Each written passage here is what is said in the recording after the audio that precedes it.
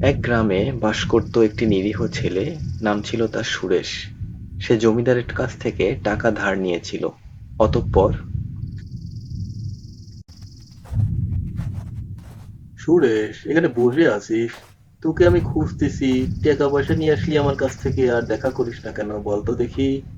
Sir গো, হয়েছে কি, আপনার কাছ থেকে টাকা আনার পথে টাকাটা ছিনতাই হয়ে গেছে। আপনার টাকাটাই দিতে পারিনি, আমাকে মাফ করে দেন।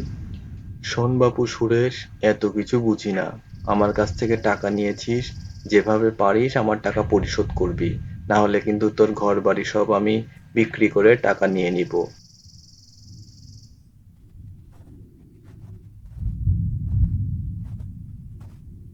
গিন্নি শুনছো? আজকে না জমিদার বাবুর সাথে দেখা হয়েছিল। সে টাকা চাচ্ছে বারবার করে। এখন বলো তো আমি কোত্থেকে টাকা দিব? আমার কাছে তো খাবার পয়সাও নেই, সেটা তো তুমি ভালো করেই জানো। তুমি এত চিন্তা করছো কেন? আমাদের ছাগলটা আছে না, ওটা বিক্রি করে দিলেই টাকা হয়ে যাবে।